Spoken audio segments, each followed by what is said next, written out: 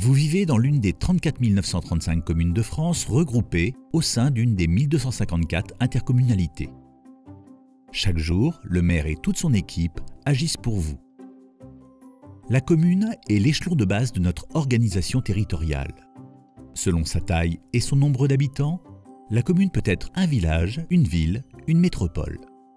Certaines ne comptent que quelques habitants en zone rurale, tandis que d'autres en abritent plusieurs milliers en zone urbaine, des centaines de milliers ou même plus de 2 millions comme à Paris. La commune, très présente dans notre vie quotidienne, assure directement ou indirectement un grand nombre de services publics locaux et contribue à améliorer notre cadre de vie.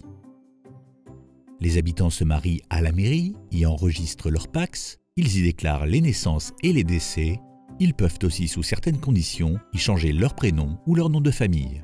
C'est également auprès de n'importe quelle mairie équipée de dispositifs de recueil, environ 3000, que les habitants peuvent déposer leur demande de passeport ou de carte nationale d'identité. La commune s'occupe de nombreux services. Elle gère les écoles maternelles et élémentaires, parfois une cantine, un centre de loisirs et des activités après le temps scolaire.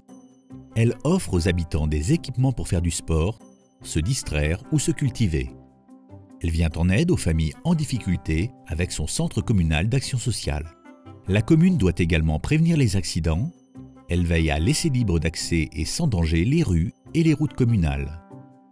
Elle se charge de leur entretien et veille au bon état de la signalisation routière. Elle assure leur nettoyage et leur éclairage.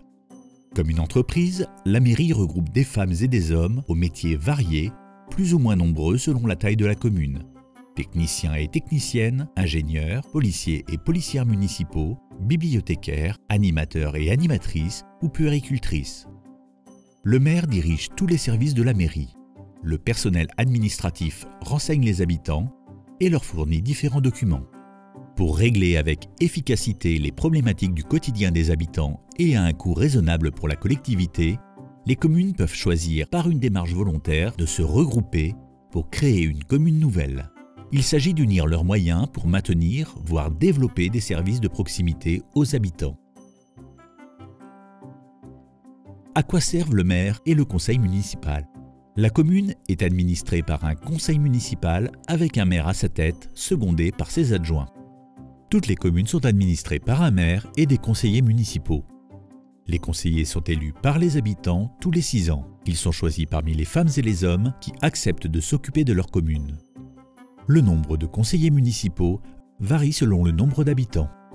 Dans les communes de plus de 1000 habitants, les listes candidates doivent respecter le principe de parité. Elles doivent être composées d'autant de femmes que d'hommes, avec obligation d'alterner. Dans ces mêmes communes, les listes d'adjoints au maire élus par le conseil municipal sont également soumises à une obligation de parité. En même temps, les habitants élisent les représentants de leur commune au sein de l'intercommunalité dont ils dépendent. Après les élections municipales, les conseillers élus se réunissent. Dès leur première réunion, ils votent à leur tour pour désigner la municipalité, c'est-à-dire le maire et les adjoints. Ils travaillent ensuite tous ensemble et organisent la vie de la commune.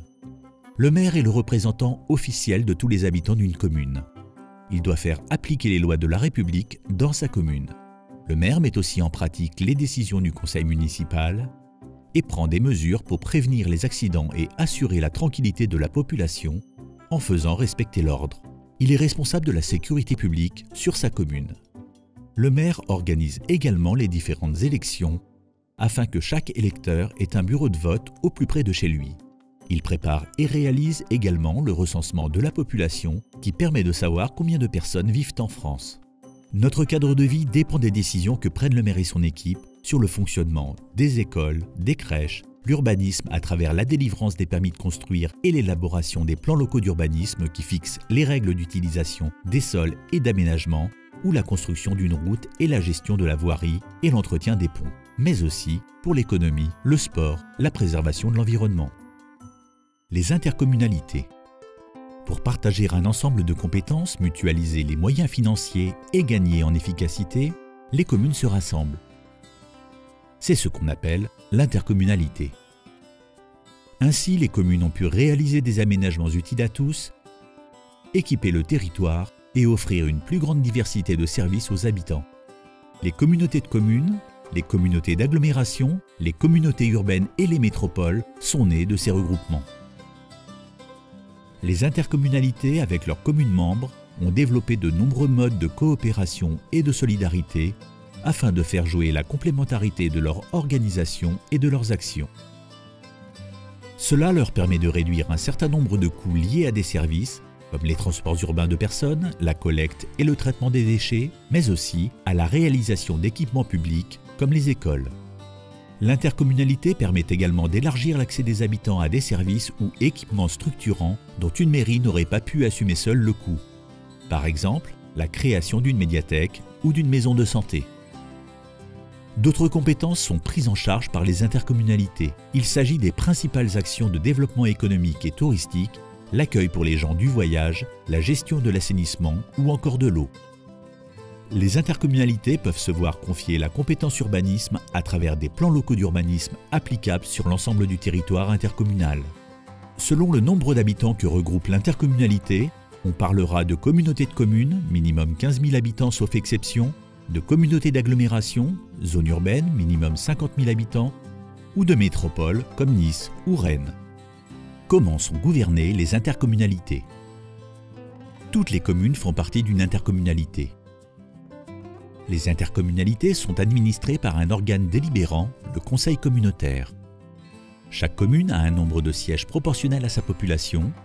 Les conseillers communautaires sont aussi des conseillers municipaux, élus en même temps qu'eux, au suffrage universel direct.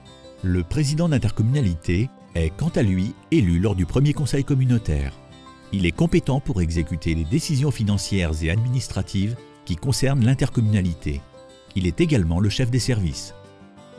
Toute une équipe d'agents intercommunaux est employée pour mettre en œuvre ces décisions. La commune est un acteur essentiel qui organise le service public local universel, porte des projets de territoire et fait vivre les solidarités. Jour après jour, elle est source d'initiatives et d'innovations pour le bien-être des habitants. Le maire et plus largement les 560 222 conseillers municipaux et communautaires, par leur proximité, sont les élus préférés des Français.